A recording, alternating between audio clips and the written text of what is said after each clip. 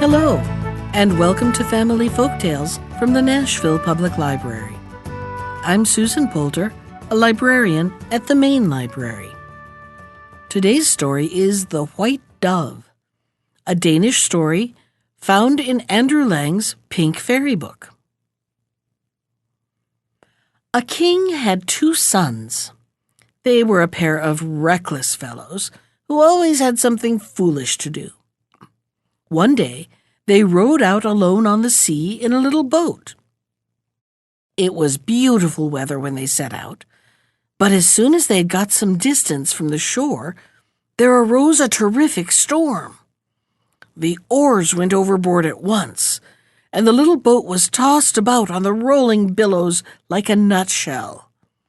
The princes had to hold fast by the seats to keep from being thrown out of the boat. In the midst of all this, they met a wonderful vessel. It was a dough trough, in which there sat an old woman. She called to them and said that they could still get to shore alive if they would promise her the son that was next to come to their mother, the queen. "We can't do that," shouted the princes. "He doesn't belong to us, so we can't give him away." "Then you can rot at the bottom of the sea, both of you," said the old woman, "and perhaps it may be the case that your mother would rather keep the 2 sons she has than the one she hasn't got yet." Then she rowed away in her dough trough, while the storm howled still louder than before, and the water dashed over their boat until it was almost sinking. Then the princes thought that there was something in what the old woman had said about their mother, and being, of course, eager to save their lives, they shouted to her and promised that she should have their brother if she would deliver them from this danger. As soon as they had done so, the storm ceased, and the waves fell. The boat drove ashore below their father's castle, and both princes were received with open arms by their father and mother, who had suffered great anxiety for them. The 2 brothers said nothing about what they had promised, neither at that time nor later on, when the queen's 3rd son came, a beautiful boy whom she loved more than anything in the world.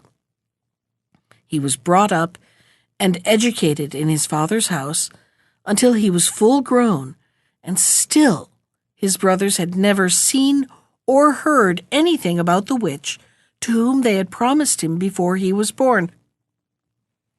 It happened one evening that there arose a raging storm with mist and darkness.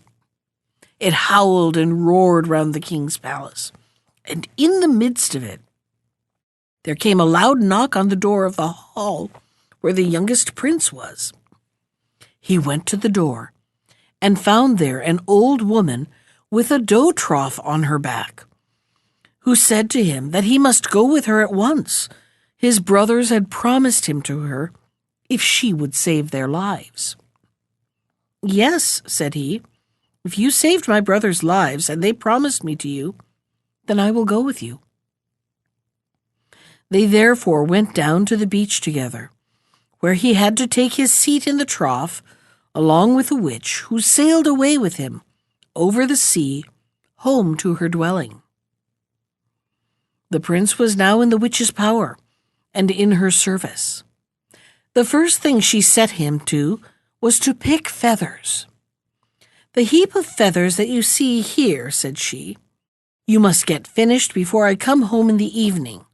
Otherwise you shall be set to harder work." He started to the feathers and picked until there was only a single feather left that had not passed through his hands. But then there came a whirlwind and sent all the feathers flying and swept them along the floor into a heap, where they lay as if they were trampled together. He had now to begin all his work over again. But by this time it only wanted an hour of evening, when the witch was to be expected home, and he easily saw that it was impossible for him to be finished by that time. Then he heard something tapping at the window pane. and a thin voice said, "Let me in, and I will help you." It was a white dove, which sat outside the window and was pecking at it with his beak. He opened the window, and the dove came in and set to work at once, and picked all the feathers out of the heap with its beak. Before the hour was past, the feathers were all nicely arranged. The dove flew out at the window, and at the same moment the witch came in at the door. "Well, well," said she, "it was more than I would have expected of you to get all the feathers put in order so nicely. However, such a prince might be expected to have neat fingers." Next morning the witch said to the prince, "Today you shall have some easy work to do. Outside the door I have some firewood lying. You must split that for me into little bits that I can kindle the fire with. That will soon be done. But you must be finished before I come home." The prince got a little axe and set to work at once. He split and clove away and thought that he was getting on fast. But the day wore on until it was long past midday, and he was still very far from having finished. He thought, in fact, that the pile of wood rather grew bigger than smaller, in spite of what he took off it. So he let his hands fall by his side and dried the sweat from his forehead, and was ill at ease, for he knew that it would be bad for him if he was not finished with the work before the witch came home. Then the white dove came flying and settled down on the pile of wood and cooed and said, "Shall I help you?" "Yes," said the prince. "Many thanks for your help yesterday and for what you offer today." Thereupon the little dove seized one piece of wood after another and split it with her beak. The prince could not take away the wood as fast as the dove could split it, and in a short time it was all cleft into little sticks. The dove then flew up on his shoulder and sat there, and the prince thanked it and stroked and caressed its white feathers and kissed its little red beak. With that, it was a dove no longer, but a beautiful young maiden who stood by his side. She told him that she was a princess whom the witch had stolen, and had changed to this shape, but with his kiss she had got her human form again. And if he would be faithful to her and take her to wife, she could free them both from the witch's power. The prince was quite captivated by the beautiful princess, and was quite willing to do anything whatsoever to get her for himself. She then said to him, "When the witch comes home, you must ask her to grant you a wish which you have accomplished so well all that she has demanded of you. When she agrees to this, you must ask her straight out for the princess that she has flying about as a white dove. But just now you must take a red silk thread and tie it round my little finger so that you may be able to recognize me again, into whatever shape she turns me." The prince made haste to get the silk thread tied round her little white finger.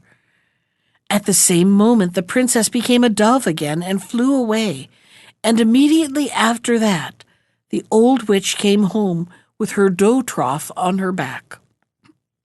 "Well," said she, "I must say that you are clever at your work, and it is something, too, that such princely hands are not accustomed to."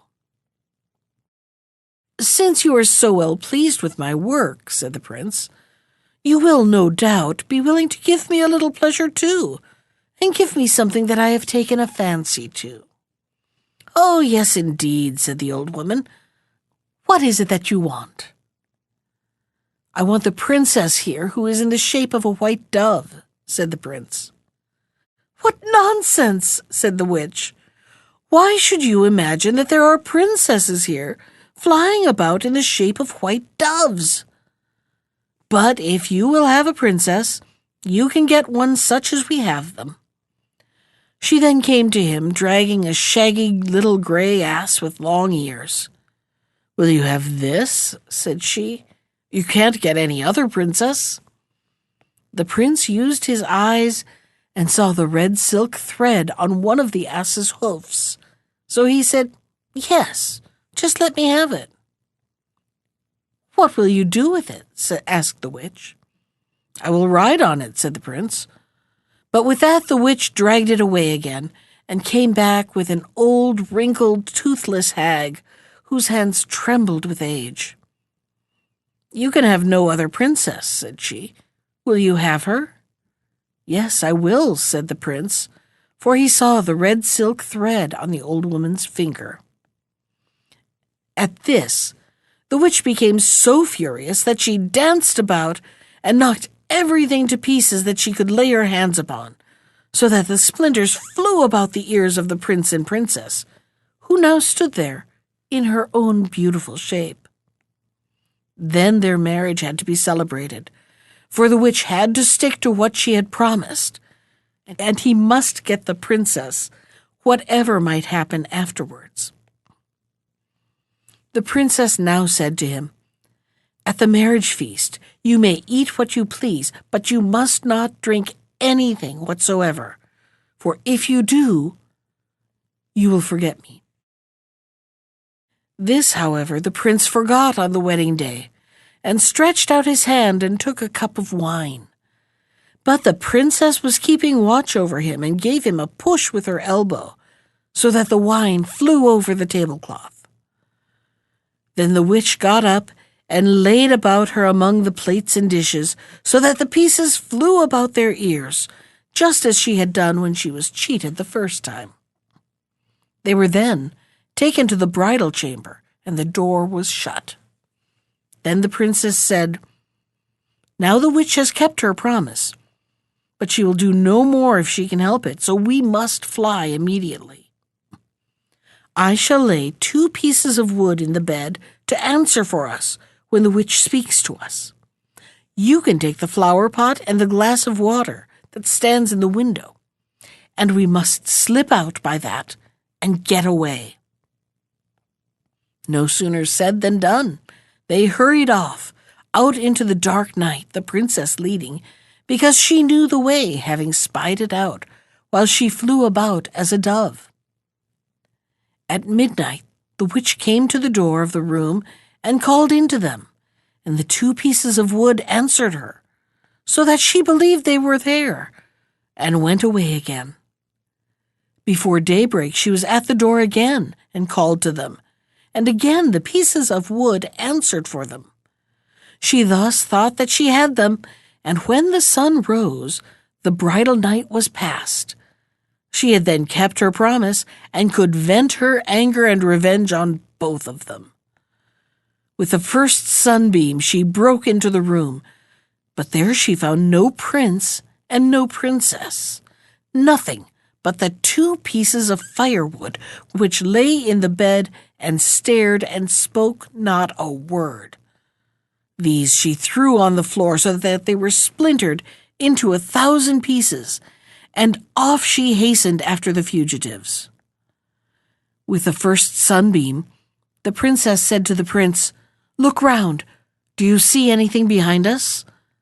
"Yes, I see a dark cloud far away," said he. "Then throw the flower pot over your head," said she. When this was done, there was a large, thick forest behind them. When the witch came to the forest, she could not get through it until she went home and brought her axe to cut a path. A little after this, the princess said again to the prince, "Look round. Do you see anything behind us?" "Yes," said the prince. "The big black cloud is there again." "Then throw the glass of water over your head," said she. When he had done this, there was a great lake behind them, and this the witch could not cross until she ran home again and brought her dough trough. Meanwhile, the fugitives had reached the castle, which was the prince's home. They climbed over the garden wall, ran across the garden, and crept in at an open window. By this time, the witch was just at their heels, but the princess stood in the window and blew upon the witch. Hundreds of white doves flew out of her mouth, fluttered and flapped around the witch's head until she grew so angry that she turned into flint. And there she stands to this day, in the shape of a large flint stone, outside the window. Within the castle there was great rejoicing over the prince and his bride.